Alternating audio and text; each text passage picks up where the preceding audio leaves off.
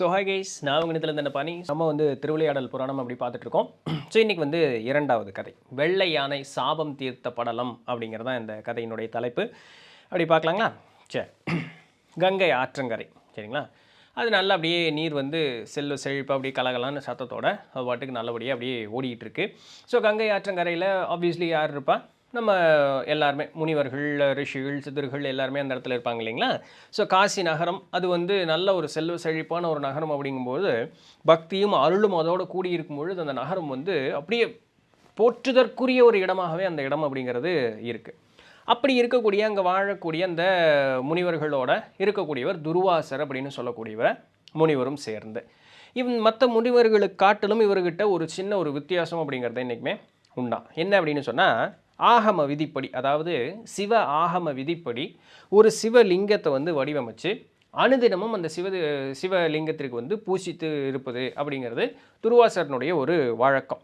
இப்படி பூசித்து இருக்கும் பொழுது துர்வாசர் சிவலிங்கத்தின் மீது மலர் வைத்து அந்த நேரம் அப்படியே ஈசனார் மேலே மனசை ஒருநிலைப்படுத்தி நிறுத்த அந்த பூஜை அப்படிங்கிறத செய்துட்டு வந்துட்டுருக்கார். அப்போ துர்வாசரனுடைய அந்த ஒரு பக்தி அதில் ஈசனார் மெய்குளிர்ந்து போய் அவருக்கு ஆசி வழங்கும் விதத்தில் தன் தலைமீது வைத்திருக்கக்கூடிய அந்த ஒரு தாமரை அவருக்கு பரிசாக அப்படியே கீழே விழுகச் செய்கிறார். துர்வாசர் அதை பார்க்குறார். துர்வாசருக்காக ஒரே மனமகிழ்ச்சி, ஈசனாரனுடைய அருள் கிடைத்தது அப்படிங்கிறதுனால அந்த மனமகிழ்ச்சியில் இப்படி ஒரு ஒப்பற்ற ஒரு அரிய ஒரு பொருளை நல்ல ஒரு உயர்ந்த ஒருத்தருக்கு கொடுத்தா அது நல்லா இருக்கும் அப்படிங்கிற ஒரு எண்ணத்தோட உடனே அந்த தாமரை இரு கையிலையும் அப்படி ஏந்தி, ஏன்னா பிரசாதம் இல்லையா, அதனால இரு கையிலையும் அப்படி ஏந்தி உடனே சொர்க்கலோகம் கிளம்புறார். சொர்க்கலோகத்தில் அடுத்த ஒரு சீன் அங்கே நடந்துக்கிட்டு இருக்கு. என்ன அப்படின்னு சொன்னால், அசுரர்கள் கூட போர் செய்து அந்த போரில் வெற்றி பெற்றதற்காக அந்த வெற்றி களிப்போட அப்படியே அந்த சொர்க்க அமராவதி புறமே அப்படியே பயங்கரமான ஒரு ஒரு ஒரு செல்வ செழிப்பாகவும் அப்படியே ஒரு விழா கோலத்தோடு இருக்குது. அமராவதி அப்படின்னு சொல்லக்கூடிய அந்த தலைநகர் பேர் அமராவதி அப்படின்னு சொல்லக்கூடியதான் அந்த தலைநகர் சரிங்களா? அது கடல் ஓடுனா எப்படி இருக்கும் அதுபோல் அப்படி நீண்டு இருக்குது. அப்படி பார்க்கக்கூடிய வரைக்கும் அவ்வளோ அளவுக்கு மக்களினுடைய திரள் அந்த இடத்துல அப்படி நிறைஞ்சிருக்கும். அந்த இடத்துல அமராவதி பட்டணத்தில் மக்களினுடைய திரள் நிறைஞ்சிருக்க எல்லாரும் அந்த அரம்பையர் அப்படின்னு சொல்லுவாங்க. நாட்டிய அரம்பையர் அப்படின்னா நாட்டியம் ஆடக்கூடிய நாட்டிய பெண்கள், அவர்கள் அந்த இடத்துல கூடியிருக்க அவர்கள் அப்படியே அந்த புன் சிரிப்பு, அந்த இடத்துல அந்த பெண்கள் சிரிக்கக்கூடிய அந்த சிரிப்பெல்லாம் நல்லா அந்த இடத்துல அப்படியே கேட்குதான். மலர்கள் தூவ அப்படியே சாமரம் வீச வெண்கொடை அப்படியே பிடிக்க இந்திரதேவன் அப்படியே வெள்ளை யானையில் அப்படியே மக்கள் அந்த ஆரவாரத்தோடு இருக்க தேவேந்திரன் அப்படியே பயங்கர ஒரு ஒரு வெற்றி களிப்போடு அந்த இடத்துல வராரு. தேவேந்திரனுக்கு பரிசளிப்பதற்காக அந்த ஊர் மக்கள் எல்லாம் சேர்ந்து தங்களால் என்ன உயர்ந்த ஒரு மதிப்பு அவர்களால் ஒரு பொருள் கொடுக்க முடியுமோ அதெல்லாம் கையில் வச்சுட்டு தேவேந்திரனுக்காக வெயிட் பண்ணிட்டு நின்றுருக்காங்க. தேவேந்திரன் அப்படியே ஒரு ஒரு ஒரு ஒரு நல்ல ஒரு காட்சி குளத்தோடு அந்த இடத்துல வந்துக்கிட்டு இருக்கார். அந்த இடத்துல துர்வாசரும் போய் நிற்கிறார். அவர் கையில் ஈசனார் அருள் செய்து தாமரை மலர் அப்படிங்கிறது இருக்குது. தேவேந்திரன் அப்படியே வராரு. தேவேந்திரன் துர்வாசர் முனிவர் அப்படி பார்க்குறாரு. துர்வாச முனிவர் தேவேந்திரனுக்கு அந்த தாமரை மலரை கொடுக்க, தேவேந்திரன் குனிந்து அந்த தாமரை மலரை வாங்கி பேசாமல் இருந்திருக்கலாமா, வாங்கி தன்னுடைய ஐராவதம்னு சொல்லக்கூடிய அந்த வெண் யானை மேலே தலையில் வைக்கிறார். வச்சது மட்டும் இல்லாமல் அந்த யானை என்ன பண்ணுது, அந்த பூவை எடுத்து கீழே போட்டு ஒரு மீதி மிதிச்சிருது. துர்வாசர் ஏற்கனவே பயங்கரமான ஒரு கோவக்காரர். அவருக்கு ஈசனாரை வழிபட்டதுனால ஈசன் கொடுத்த ஒரு பிரசாதம் அந்த தாமரை மலர். அதை தேவேந்திரனுக்கு பரிசாக கொடுக்கணும்னு அவர் வந்தால் அவர் அதை வாங்கின விதமும் தப்பு, அவர் கொண்டு போய் யானை மேலே வச்சதும் தப்பு, அதை வாங்கி அந்த யானை என்ன பண்ணுச்சு, அது காலில் போட்டு மிதிச்சிருச்சு, அதுவும் தப்பு. இது எல்லாமே தப்பு. துர்வாசர் சும்மா இருப்பாரா? பயங்கர டென்ஷன் ஆகிட்டார். அதாவது எப்படி அந்த இடம் ஒரு விழா கோலத்தோட பயங்கரமான ஒரு மகிழ்ச்சியான ஒரு நிலையில் இருந்ததோ, ஒரு நொடி அந்த தேவ பட்டணமே அப்படியே அதிர்ந்து போகிற அளவுக்கு துர்வாசரனுடைய கோபம் அந்த இடத்துல அப்படியே இருந்தது. ஒரு செகண்ட் அந்த சீனோட அப்படியே கம்ப்ளீட்டாக மாறிடுச்சு. துர்வாசரனுடைய அந்த வாய்ஸ் எப்படி இருந்திருக்கும் அப்படின்னு கொஞ்சம் யோசிச்சு பாருங்களேன். அது எப்படின்னா, என்ன காரியம் செய்தாய் தேவேந்திரா, அதுதான் அங்கே இருக்கக்கூடிய முதல் ஸ்டேட்மெண்ட்டு. என்ன காரியம் செய்தாய் தேவேந்திரா, அற்ப பொருட்களில் உன்னுடைய மதியை வைத்து அரிய பொருளினுடைய இருக்கக்கூடிய அந்த ஒரு ஒரு மதிப்பு உனக்கு தெரியாமல் அப்படிங்கிறது போயிடுச்சு. நீ ஈசனாரினுடைய முடியை அலங்கரித்து ஒரு தாமரையை உனக்கு கொடுத்தா அதை நீ யானை மேலே வச்சும் யானை அதை கீழே போட்டு கால்லையும் மிதிச்சிருச்சு. இந்த ஒரு பூனுடைய அந்த புனிதத்தன்மை உனக்கு தெரியல.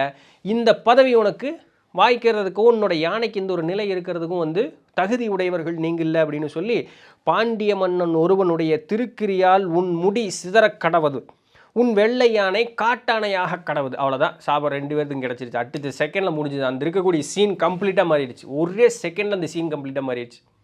தேவேந்திரனுக்கு அப்போ தான் ஒரு செகண்டு பொறி தட்டுது. ஆஹா, பெருந்தப்பு பண்ணிட்டோமே அப்படின்னு சொல்லி ஓடி போய் துர்வாசர் காலில் விழுந்து, சாமி மன்னிச்சிருங்க, ஏதோ மதி இழந்துட்டேன், அந்த ஒரு வெற்றி கழிப்பில் மதி இழந்துட்டேன், என்னை மன்னிச்சிருங்க சாமி, எனக்கு எதாவது அந்த சாப விமோச்சனம் கொடுங்க அப்படின்னோடனே அவர் கோவம்லாம் கணிகிற மாதிரி இல்லை.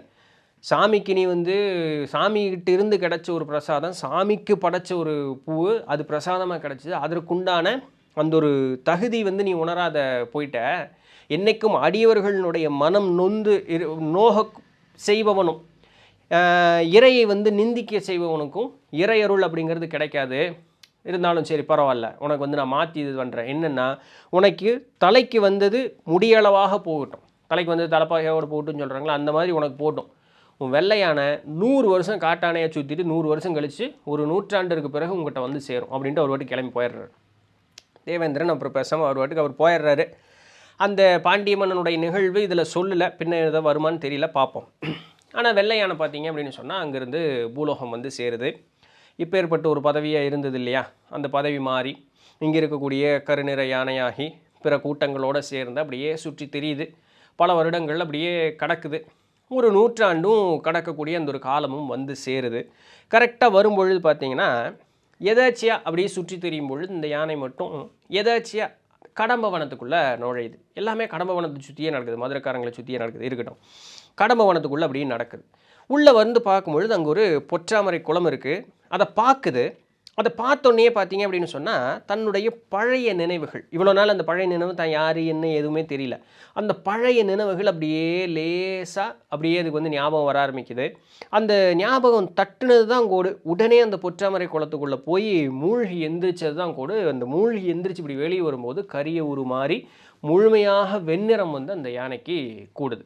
தன்னுடைய முந்தைய ஞாபகங்கள் எல்லாம் முழுமையாக அது வந்த ஒரு நிலையில் அது வந்து என்ன பண்ணுது, அங்கே கரெக்டாக இந்த நிகழ்வு நடப்பதற்கும் அந்த தாமரை பக்கத்துலேயே அங்கே வந்து ஒரு லிங்கமூர்த்தியாக சோமசுந்தர கடவுள் காட்சியும் வந்து கொடுக்குறாரு.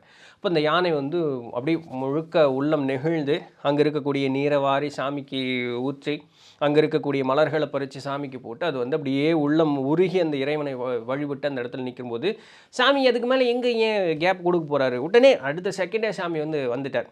அப்போ வந்தோன்னே ஐராவதத்தை பார்த்து, உன்னுடைய பக்தி வந்து ரொம்ப என்ன சொல்கிறது, அன்பிற்குரிய ஒரு பக்தி, உனக்கு என்ன வர வேணும் கேளு அப்படின்னொன்னே என் ஐராவதம் சொல்லுது, உங்களுடைய வாகனத்தில் உங்களை பார்த்ததே ஃபஸ்ட்டு எனக்கு ஒரு முக்கியமான ஒரு விஷயம், எனக்கு வேறு எதுவுமே கேட்குறக்கு எனக்கு தெரியல, எனக்கு ஒரே ஒரு வரம் மட்டும் இருக்குது, எனக்கு அது ஒன்று மட்டும் இது பண்ணுங்களேன்னு. சொல்லுப்பா அப்படின்னோடனே, உங்களுடைய வாகனத்தில் 8 யானைகள் பூட்டி உங்களுடைய வாகனம் அப்படிங்கிறது இருக்குது, 9வது யானையாக நாமும் வரக்கு ஒரு வரம் வேண்டும் அப்படின்னு.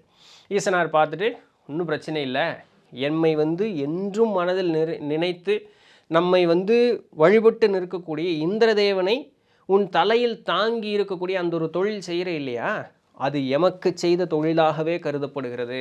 அதனால் உன்னுடைய தலைவனான இந்திரனுக்கு எந்த விதமான மனக்கோடும் இல்லாமல் உன்னுடைய பணியை செய்து வருவாயாக அப்படின்னு சொல்லி இதர ஒரு சில வரங்களையும் யானைக்கு கொடுத்து இறைனார் மறையிறார். அப்போ அந்த இடத்துலேருந்து வெள்ளை யானை மேற்கு திசை போய் அங்கே ஒரு ஐராவத தீர்த்தமும் அதனுடைய கரையில் வந்து சிவலிங்க மூர்த்தியும் அமைத்து வழிபட்டுருக்கு.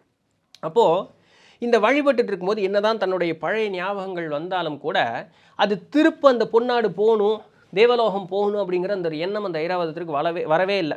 ஈசனார் வழிபடுவது மட்டுமே அதனுடைய எண்ணமாக முழுக்க அந்த இடத்துல அப்படியே இருக்கும் பொழுது, இந்த நேரத்தில் தேவர்கோனுக்கு வந்து ஒரு தூதர்கள் போய் சொல்லிடுறாங்க, சுவாமி இந்த மாதிரி ஐராவதத்திற்கு சாபம் தீர்ந்தது அப்படின்னொன்னே தேவர்கோன் வந்து என்ன சொல்கிறாரு, ஆட்களை அனுப்பி ஐராவதத்தை அழைச்சிட்டு வாங்க அப்படின்னொன்னே ஆட்கள் இங்கே வர்றாங்க. ஐராவதம் என்ன சொல்லுது, நீங்கள் போங்க நான் வர்றேன் அப்படின்னு சொல்லி அனுப்பிச்சி விட்டு சொக்கலிங்க மூர்த்திக்கு கீழ்த்துக்கில் வந்து ஐராவதபுரம் அப்படிங்கிறதும், அந்த ஐராவதபுரத்தில் இந்திரனார் பெயரில் இந்திரேஸ்வரர் அப்படின்னு சொல்லக்கூடிய ஒரு சிவலிங்கத்தையும் நிர்மணித்து தினமும் அதை வழிபட்டுட்டே இருக்குது.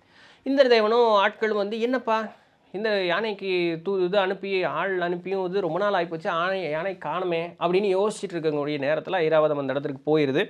போனோடனே இவ்வளோ நாள் நடந்த நிகழ்வுகள்லாம் சொல்லி தான் பட்ட துன்பத்தையும் தனக்கு சொக்கநாதர்னால ஒரே நொடிப்பொழுதில் அந்த சாப விமோச்சனம் கிடைச்சதையும் சொல்லி இறையனார்னால் அருள் பெற்றேன் அப்படிங்கிறதையும் சொல்லி இந்திரதேவனோட மறுபடியும் தன்னுடைய பழைய வாழ்வுக்கு அது சேரும் பொழுது எல்லாம் மகிழ்ச்சியாக அந்த ஒரு சூழல் அப்படிங்கிறது அந்த இடத்துல நடந்ததாக இந்த ஒரு புராணம் அப்படிங்கிறது முடியுது, படலம். சரிங்களா? அதுதான் வெள்ளை யானை சாபம் தீர்த்த படலம் அப்படின்னு சொல்லக்கூடியது. ஸோ சொக்கநாதமூர்த்தி, ஸோ அவருடைய திருவருளை நாம் அனைவரும் வணங்கி நிற்போம் அப்படின்னு சொல்லி இன்றைக்கி உண்டான வீடியோவை நம்ம முடிச்சுக்கலாம். ஸோ பிடிச்சிருந்திருக்கும், இன்ஃபர்மேட்டிவாக இருந்திருக்கும் நம்புகிறேன். அடுத்த வீடியோவில் இன்னும் அடுத்த பதிவுகள் அப்படியே ஒவ்வொன்றா பார்த்துட்டே வருவோம். ஸோ அது வரையும் தொடர்ந்து இணைந்திருங்கள். நான் உங்கள் இடத்துல நன்றி.